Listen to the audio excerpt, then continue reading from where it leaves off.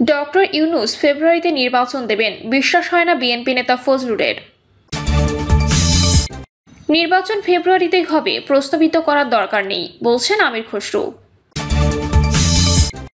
জানাবো সংস্কার প্রশ্নে বিএনপি যে ছাড় দিল অন্যরা কি দিচ্ছে, এবং সর্বশেষ জানাবো কুমিল্লায় ধর্ষণের শিকার নারীকে নিরাপত্তা ও চিকিৎসা দিতে নির্দেশ। শুনছিলেন সংবাদ শিরোনাম, এবারে বিস্তারিত। ডক্টর ইউনূস ফেব্রুয়ারিতে নির্বাচন দেবেন, বিশ্বাস হয় না বিএনপি নেতা ফজলুরের। অন্তর্বর্তী সরকারের প্রধান উপদেষ্টা অধ্যাপক মোহাম্মদ ইউনূস ফেব্রুয়ারিতে নির্বাচন দেবেন তা ভাবসাব দেখে মনে হয় না বলে মন্তব্য করেছেন বিএনপি চেয়ারপারসন খালেদা জিয়ার উপদেষ্টা ফজলুর রহমান। তিনি বলেন, ইউনূস সাহেব যেদিন ইলেকশন দেবেন সেদিন আমি বিশ্বাস করব। আমার নেতা তারেক রহমান বিশ্বাস করছেন, আমিও করলাম, কিন্তু ভাবসাব দেখে মনে হয় না। ফজলুর রহমান বলেন, ফেব্রুয়ারিতে যদি ইলেকশন হয়, ইউনূস সাহেব আপনাকে সালাম, আপনি ঘোষণা করেন ফেব্রুয়ারির কত তারিখ ইলেকশন দেবেন, কী বারে ইলেকশন দেবেন, কারা কারা রিটার্নিং অফিসার হবে, কতদিন পর্যন্ত নির্বাচনের প্রচার প্রচারণা করা যাবে, এগুলো করেন না কেন? তিনি মনে করেন বিএনপির ভারপ্রাপ্ত চেয়ারম্যান তারেক রহমান লন্ডন থেকে যেদিন এদেশে আসতে পারবেন সেদিন এদেশ শান্ত হবে, তখন নির্বাচন হবে বলে মনে করেন ফজলুর রহমান। বিএনপির এই নেতা আরও বলেন, দেশ জাতি আজ বড় বিপদের সামনে পড়েছে। আজকে মুক্তিযুদ্ধের জন্য সবচেয়ে দুঃসময় চলছে। যারা মুক্তিযুদ্ধ মানেন না তারা মাকেও মানেন না, তিনি তাদের ঘৃণা করেন। নির্বাচন ফেব্রুয়ারিতেই হবে, প্রশ্নবিদ্ধ করার দরকার নেই, বলছেন আমির খসরু। বিএনপির স্থায়ী কমিটির সদস্য আমির খসরু মাহমুদ চৌধুরী বলেছেন, জাতীয় নির্বাচন ফেব্রুয়ারিতে হবে না এমন কোনো লক্ষণ দেখছি না, শুধু এটাকে প্রশ্নবিদ্ধ করার দরকার নেই। নির্বাচন ফেব্রুয়ারিতেই হবে। আমির খসরু মাহমুদ চৌধুরী বলেন, সারা দেশে নির্বাচনে নেমে পড়েছে, দেশের মানুষ প্রস্তুতি নিচ্ছে ফেব্রুয়ারি নির্বাচনের জন্য। নির্বাচন কমিশন প্রস্তুতি নিচ্ছে, তারা তৈরি আছে। এটাকে শুধু প্রশ্নবিদ্ধ করে অপ্রয়োজনীয়ভাবে নির্বাচনকে ব্যাহত করার চেষ্টা করে তো কোনো লাভ নেই। কুমিল্লার মুরাদনগরে ধর্ষণের ঘটনা নিয়ে প্রতিক্রিয়া জানতে চাইলে তিনি বলেন, শুধু ওখানে না, সারা দেশে বিভিন্ন জায়গায় ধর্ষণের ঘটনা ঘটেছে, অনেক কিছু রিপোর্ট হচ্ছে না। এটার বিরুদ্ধে সরকারকে আরও সক্ষম হতে হবে, আরও তাদের নজরদারি বাড়াতে হবে। এসব ধর্ষণের ঘটনার রাজনীতিকরণ করার সুযোগ নেই। যারা এই সব ঘটনা ঘটিয়ে আগামী দিনে নির্বাচনী বৈতরণী পার হওয়ার সুযোগ খুঁজছেন, দুর্ভাগ্যবশত তাদের সেটা সফল হওয়ার সুযোগ নেই, কারণ এটাকে রাজনীতিকরণের মাধ্যমে মানুষের চোখ অন্যদিকে নিয়ে যাওয়ার কোনো সুযোগ নেই। কুমিল্লায় কারা ওই ঘটনা ঘটিয়েছে সেটা সবাই জানে। আমি যতটুকু জেনেছি, এটা আওয়ামী লীগের রাজনীতির সঙ্গে জড়িত এরকম কেউ করেছে, যেটা সোশ্যাল মিডিয়াতেও এসেছে, বিভিন্ন পত্রিকায়ও খবরটি এসেছে। সংস্কার প্রশ্নে বিএনপি যে ছাড় দিল অন্যরা কি দিচ্ছে? বিএনপি সংস্কার বিষয়ে বেশ কিছুটা ছাড় দিয়েছে, কিন্তু অন্যরা কি ছাড় দেবে? অবস্থা দৃষ্টে তা মনে হচ্ছে না, বরং বিএনপির বিরুদ্ধে পরিকল্পিতভাবে অপপ্রচার করা হচ্ছে যে বিএনপি সংস্কার চায় না। সংস্কার বিষয়ক ঐক্যমত্য কমিশনের বিভিন্ন দলের সঙ্গে বৈঠকে বিএনপির শর্ত সাপেক্ষে ছাড় দিয়ে রাজি হয়েছে। বৈঠক শেষে বিএনপির পক্ষ থেকে জানানো হয়েছে, জাতীয় সাংবিধানিক কাউন্সিলের প্রস্তাব বাতিল করা হলে 2 মেয়াদে বেশি একজনের প্রধানমন্ত্রী পদে না থাকার বিষয়টিও তারা মেনে নেবে। বিভিন্ন কমিশনের প্রস্তাব করা 89% সংস্কারের সঙ্গে বিএনপি একমত পোষণ করেছে। কেবল সংবিধান সংস্কারের জন্য কয়েকটি প্রস্তাবে বিএনপি দ্বিমত পোষণ করেছে। প্রথমেই প্রধানমন্ত্রীর মেয়াদের বিষয়টি নিয়ে আলোকপাত করা যাক। বিএনপি 31 দফা ঘোষণার মাধ্যমে আগের প্রস্তাব করেছিল, টানা 2 মেয়াদের বেশি কেউ প্রধানমন্ত্রীর দায়িত্ব পালন করতে পারবেন না, কিন্তু কমিশনের পক্ষ থেকে বলা হয়েছে 2 বার বা 10 বছরের বেশি কেউ প্রধানমন্ত্রী হতে পারবেন না। এমন না যে কমিশন প্রধানমন্ত্রী পদে মেয়াদের বিষয়ে প্রথম বলল।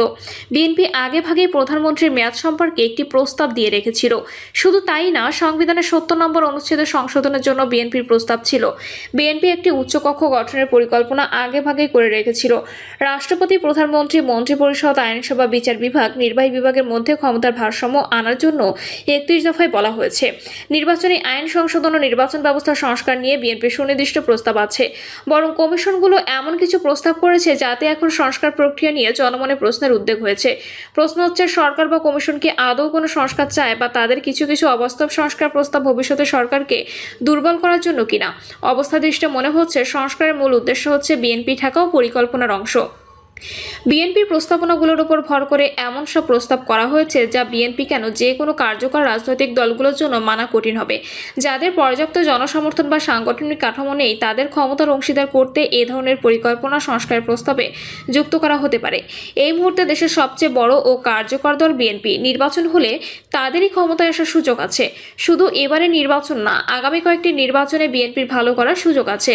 কারণ দেশে আওয়ামী লীগ নাই। এই দলটি সম্ভবত আর রাজনীতিতে ফিরতে পারবে না। দলটির আদি সংগঠন মুসলিম লীগের মতোই পরিণতি হতে পারে, মানে বিলুপ্ত হতে পারে। জামায়াত ইসলামীর পক্ষেও মূলধারার আসার সম্ভব না তাদের ৭১-এর স্বাধীনতা বিরোধী অবস্থানের কারণে। নানা জটিলতায় এনসিপি জর্জরিত। তারা নতুন কোনো রাজনীতি জনসাধারণের সামনে আনতে পারেনি। এই অবস্থার পরিবর্তন না হলে আগামী কয়েক মেয়াদে নির্বাচনী রাজনীতিতে বিএনপির আধিপত্য থাকবে বলে ধরে নেওয়া যায়। এ অবস্থায় টানা কয়েক মেয়াদে প্রধানমন্ত্রীর দায়িত্ব পালন করতে পারেন বিএনপির ভারপ্রাপ্ত চেয়ারম্যান তারেক রহমান। সম্ভবত তারেক রহমানকে আটকে দেওয়ার জন্যই ২ মেয়াদের বেশি প্রধানমন্ত্রী পদে না থাকার বিষয়টি সামনে এসেছে। বলা হচ্ছে আর জেনে কেউ নতুন করে শেখ হাসিনা না হতে পারে তার জন্য এ ধরনের প্রস্তাব করা হয়েছে। কিন্তু সংসদীয় পদ্ধতিতে শাসিত খুব বেশি দেশে এ ধরনের নিয়ম নেই। খোদ সংসদীয় গণতন্ত্রের সূতিকাগার ব্রিটেনেও এই নিয়ম নেই। তবে রাষ্ট্রপতি শাসিত অনেক দেশে এই নিয়ম আছে, যেমন যুক্তরাষ্ট্র ও ইরান। আমাদের জন্য যুক্তরাষ্ট্র ও ইরান উদাহরণ হতে পারে না। ইরানের রাষ্ট্রপতি থাকলেও সেখানে সর্বোচ্চ ধর্মীয় নেতাই সর্বময় ক্ষমতার অধিকারী। রাষ্ট্রপতির কোনো কর্তৃত্ব নেই। আর যুক্তরাষ্ট্রের এ ধরনের বাধ্যবাধকতার কারণে এখন বাধ্য হয়ে তাদের জো বাইডেন বা ডোনাল্ড ট্রাম্পের মতো প্রার্থীকে ভোট দিতে হয়। সর্বোপরি এ ধরনের বাধ্যবাধকতা নাগরিকের ফ্রিডম অব চয়েসকে রহিত করে। বলা হচ্ছে নতুন নেতৃত্ব তৈরি করার জন্য এই পদ্ধতি কার্যকর, কিন্তু মনে রাখতে হবে এই পদ্ধতিতে ডোনাল্ড ট্রাম্পরাও চলে আসতে পারে। তুরস্ক ও রাশিয়াতেও এই নিয়ম করা হয়েছিল, কিন্তু মানা হয়নি। এছাড়া সংস্কারের প্রস্তাবনা ছিল সাংবিধানিক পদগুলোতে নিয়োগের জন্য একটি কাউন্সিল গঠন করা। যদিও কমিশন এই প্রস্তাব থেকে এখন অনেকটাই সরে এসেছে। বিএনপি পুরোপুরি এটা বাতিলের পক্ষে। অন্য অনেক দল এই কাউন্সিল গঠনের পক্ষে। এই কাউন্সিল বিভিন্ন সাংবিধানিক পদগুলোতে নিয়োগ দেবে, ভালো প্রস্তাব। কিন্তু একই সঙ্গে ভয়ঙ্কর প্রস্তাব হচ্ছে এই কাউন্সিলের মাধ্যমে প্রতিরক্ষা বাহিনীগুলো প্রধান নিয়োগ করার কথা বলা হয়েছিল। সামরিক বাহিনী প্রধানের মতো গুরুত্বপূর্ণ ও স্পর্শকাতরের পদ নিয়োগের প্রস্তাব করেছিল কমিশন। কিন্তু বাহিনী প্রধান কোনো সাংবিধানিক পদ না, আর বাহিনী প্রধান হয়ে থাকা জ্যেষ্ঠতা অনুসারে। রাজনৈতিক সংস্কারগুলো এটা লঙ্ঘন করে, তবে এই লঙ্ঘনের পেছনে নিজস্ব নীতি কৌশল থাকে। এখন বিভিন্ন গুরুত্বপূর্ণ পদে যদি সরকারি দলের নিয়ন্ত্রণ না থাকে, রাষ্ট্র পরিচালনায় তারা নানাভাবে বাধার সম্মুখীন হবেন। গণতান্ত্রিক আচরণ এবং হাত পা বেঁধে ফেলার মধ্যে পার্থক্য বুঝতে পারছেন না সংস্কারের সঙ্গে জড়িত বিশেষজ্ঞরা। আগে কিছু ক্ষমতা প্রধানমন্ত্রী একভাবে ভোগ করতেন, এখন তার শরিকানা বাড়বে, সঙ্গে রাজনৈতিক জটিলতা বাড়বে। এর বেশি কিছু হবে না। এসব প্রস্তাব বাস্তবায়িত হলে জনসাধারণ ক্ষমতায়িত হবে না, ক্ষমতার বিকেন্দ্রীকরণও হবে না। কেন্দ্রে অবস্থান করা সরকারের সঙ্গে ক্ষমতার কিছু নতুন ভাগিদার বাড়বে। এমনকি ৫% কম ভোট পেলেও সে সরকারি দলের মতোই ক্ষমতা ভোগ করতে পারত সাংবিধানিক কাউন্সিল গঠন করা হলে। পৃথিবীতে কোনো সময় কোনো দেশে আইন করে ফ্যাসিবাদ কর্তৃত্ববাদের উত্থান ঠেকানো যায়নি। সব দেশেই সংবিধানের আইনে এসব নিষিদ্ধ বিষয়। তারপরও স্বৈরশাসকের উত্থান ঘটে। এ ধরনের প্রবণতা ঠেকানো হয় জনসাধারণের ক্ষমতায়নের মাধ্যমে। কিন্তু বিস্ময়করভাবে জনগণকে ক্ষমতা করার পরিবর্তে তাদের ক্ষমতা রহিত করার উদ্যোগ নেওয়া হয়েছে সংস্কার প্রস্তাবে। স্থানীয় সরকারের চেয়ারম্যান নির্বাচন সরাসরি হবে না। নির্বাচিত কাউন্সিলররা তাদের মধ্যে থেকে একজনকে চেয়ারম্যান নির্বাচন করবেন। আবার উচ্চশিক্ষিত বাদে কেউ চেয়ারম্যান হতে পারবে না। কিন্তু এর আগে আমাদের ভারতে হবে রাষ্ট্রকে দেশে সবার শিক্ষা নিশ্চিত করার মতো পরিবেশ ও নিশ্চয়তা সৃষ্টি করতে পেরেছে। এই প্রস্তাবের প্রণেতারা কি জানেন দেশে ঝরে পড়া শিক্ষার্থীর হার কত, কী পরিমাণে শিশু শ্রমে নিয়োজিত আছে?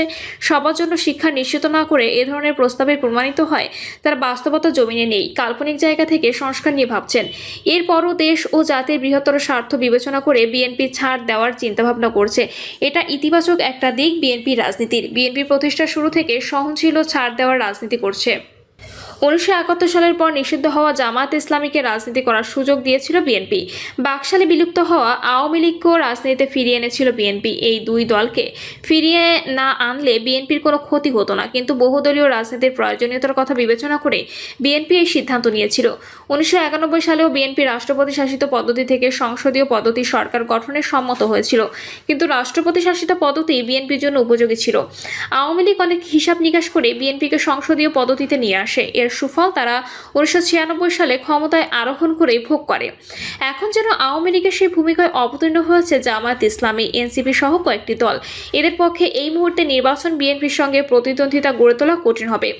এসব প্রস্তাবের সঙ্গে একমত না হয়েও প্রধানমন্ত্রীর পদ নির্দিষ্ট করার প্রস্তাব বিএনপির শর্ত সাপেক্ষে মানার কথা বলেছে। এটা পরিষ্কারভাবেই ছাড় দেওয়ার মানসিকতা। দল হিসেবে বিএনপি এতে ক্ষতির মুখে পড়তে পারে। এরপরও বিএনপি নিজের অবস্থান থেকে কিছুটা এগিয়ে এসেছে, কিন্তু এরপরও প্রচারণা হচ্ছে বিএনপি সংস্কার চায় না। এতে স্পষ্টতই প্রমাণিত হয় যে অন্যান্য দলের মধ্যে ছাড় দেওয়ার মানসিকতা নেই, বরং তারা নানা ধরনের বাধা ও প্রতিবন্ধকতা সৃষ্টি করে নির্বাচনকে বাধাগ্রস্ত করতে চায়, দেশকে এক অনিশ্চয়তার দিকে ঠেলে দিতে চায়। প্রিয় দর্শক, এই ছিল এখনকার সর্বশেষ সংবাদ। আপডেট সব সংবাদ পেতে চ্যানেলটি সাবস্ক্রাইব করে বেল আইকনটি ক্লিক করে রাখুন।